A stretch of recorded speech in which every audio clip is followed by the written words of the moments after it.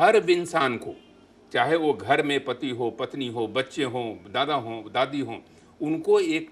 Training लेने की ज़रूरत है, जिसको सीपीआर ट्रेनिंग हम लोग कहते हैं, ताकि वो हार्ट कार्डियक अरेस्ट जब हो सके, क्योंकि कार्डियक अरेस्ट का कोई टाइम नहीं है। हो सकता है कि 12 बजे रात में कार्डियक अरेस्ट हो जाए, जिसमें आपकी पत्नी बैठी हुई हो और सिर्फ आप पत्नी के साथ ही हैं,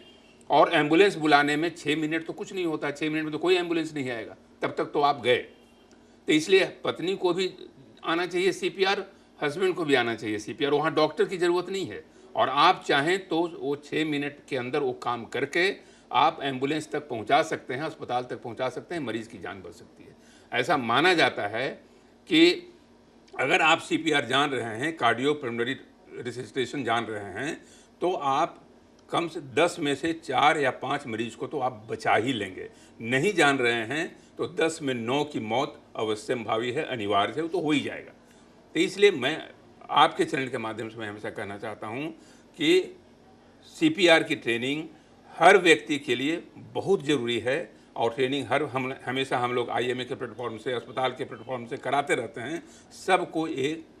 कम से कम जानना चाहिए, और इसमें जानने की कोई ज़रूरत नहीं है। आप 10 मिनट के ट्रेनिंग से अपने आप को एक ऐसा डॉक्टर के रूप में परिवर्तित पाएंगे, जो कार्डियक अरेस्ट के मरीज़ को अगर आपने जीवन दान दे दिया,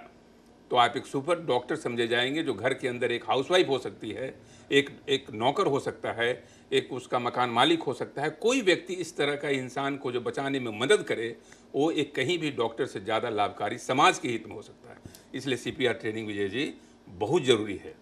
डॉक्टर साहब ये बताइए, ये जो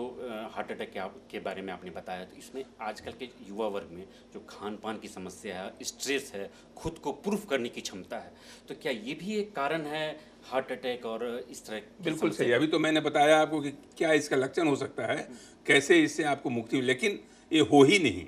क्यों ऐसा हो रहा है? क्योंकि ऐसा होता है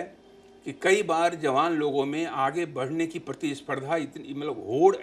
ऐसी मची रहती है कि इस आपाधापी में वो सेहत के सारे नियमों की धज्जियां उड़ा देते हैं। रात में 3 बजे सोना है, सवेरे 10 बजे उठना है, कोई जीवन शैली में कोई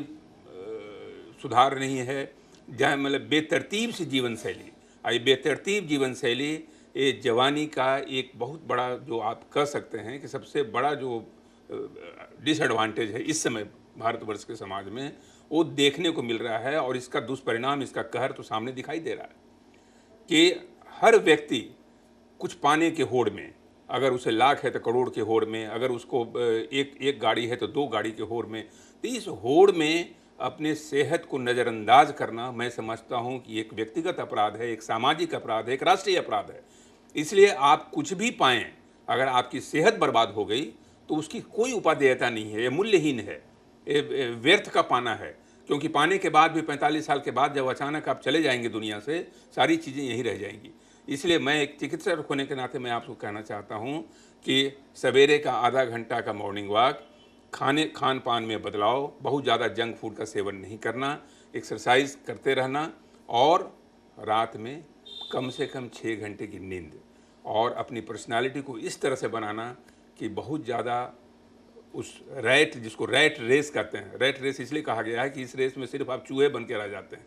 आपका सारी इंसानियत एक चूहेदानी तक सिमट के रह जाती है। इस रैट रेस से बचना होगा, और इस जवानी में अगर आपने इस रैट से बचाव कर लिया तो आप मुकाम तो पाएंगे ही, सेहत के साथ जो आप मंजिल पाएंगे, मुकाम पाएंगे, उसका एक दूसरा अर्थ निकलेगा, उसका एक दूसरा मूल्य होगा विजय जी, जिसकी आप कल्पना नहीं कर सकते। बहुत बहुत